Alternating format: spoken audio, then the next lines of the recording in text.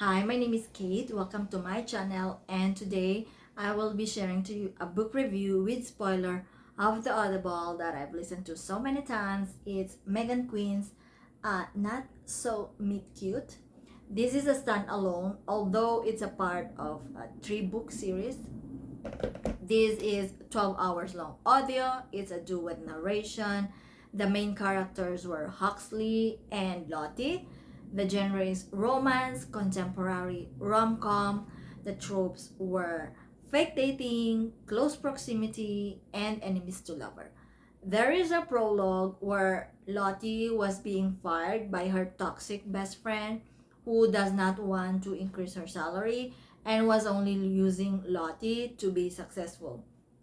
Now, Lottie is unemployed. She do not have money to move out of her mom's place and to pay her student loan. And her solution for that is to find herself a rich husband by walking in a rich community or neighborhood until she finds a husband. Huxley is a goal driven, business oriented man who has no time to be in a relationship but is in trouble because he was trying to acquire a property from Dave, but Dave does not want to do business with him because he's saying that Huxley is unrelatable. So what Huxley did is to lie to Dave and said, "Hey, my fiance is also pregnant," because Dave has a fiance and pregnant. But the truth is, he has nothing. He has never been in a relationship all his life. And so while he was walking to clear his mind, he accidentally bumped into Lottie. They immediately have spark and chemistry until they both decided to go to Chipotle, talk about the proposal of Huxley on the fake dating or fake fiance. But unfortunately, after their conversation, Lottie came to her senses and said, "No, I do not agree." And she went home. Huxley is desperate because he is about to have dinner with Dave and his fiance on Saturday.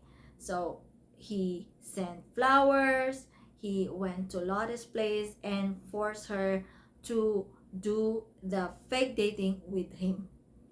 And part of the contract is that she has to she has to pretend to be the fiance all the time. Oh, sorry for the creaking chair. And signed the NDA. So basically, Huxley was protecting his business, his image, and everything else about the project. And so she moved with him, and they went to that Saturday dinner. That is their first stunt. And Loxy, and Lottie was very natural. However, Huxley was like stiff and unnatural. And because they are now starting to do this business procedure, they've invited Huxley and Lottie to do this business stuff for pregnancy, such as yoga pregnancy class, baby practice, and also the breast pump shopping. They are doing activities together and inviting Huxley and Lottie just, for all the shenanigans because he wants to make sure that his property goes in a good hand. However, Lottie and Huxley are always fighting, secretly fighting, not in front of Dave and Ali. They are secretly fighting, bickering on each other. They cannot stand each other. But deep inside, Huxley is starting to catch feeling and he does not want it because he only wants to acquire the property of Dave and he wants to focus on business. He is not ready for a relationship. Lottie is catching feeling for Huxley, but he is being closed, business only, and being an ass to her. Until they started to like communicate to each other their feeling, they're doing naughty things, spices, SMUT and all. And they eventually admit to each other their feeling. They decided to be in an exclusive relationship and they wanted to confess to Dave and Ali that they're doing fake. But something came up and so they did not admit it. When Huxley went to office, one of his business partners or colleague told him that he already know that Huxley and Lottie were fake dating just to acquire the property of Dave, and Dave is aware of their fake relationship. He panicked, he was shocked, he went and confronted Lottie, and Lottie said, I did not tell Dave. He was furious, they fought. Lottie was offended and hurt because he immediately told from the very beginning to Huxley that she is loyal. Yet here's Huxley accusing her of lying and disloyalty. So she left Huxley, moved to her sister's place where she will now be sleeping on the floor because her sister's place is just a studio apartment. And so the following day, Huxley and Dave talk about it, where Huxley was very sincere, explained to him what's going on, told him that he'd rather have Lottie and lost the business than acquiring the business and losing Lottie. Dave was very impressed, and he saw how matured and turned out Huxley to be a good man. And so he gave him the business. The lawyers like did the contracts and all. And so on the business side, everything now is perfect. But now he has to win Lottie again.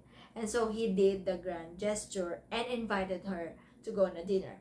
Lottie was very hesitant because she was hurt. Excuse me. She was hurt. And so what she did is, despite her being hurt, she still went to the invitation of Huxley.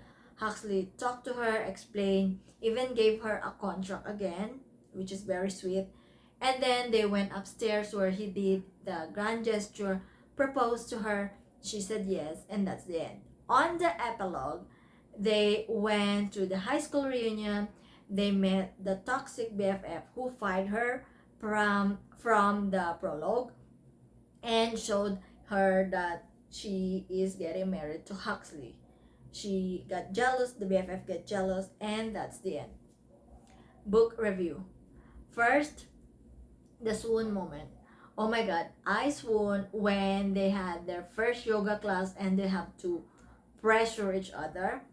I also swoon when Huxley actually was in a phone call in New York because his office in New York catch fire and he take care of all the people. Like, he's not the typical grumpy and selfish CEO. He took care of his employees and he admitted that he is working for them and not for himself, which is very sweet.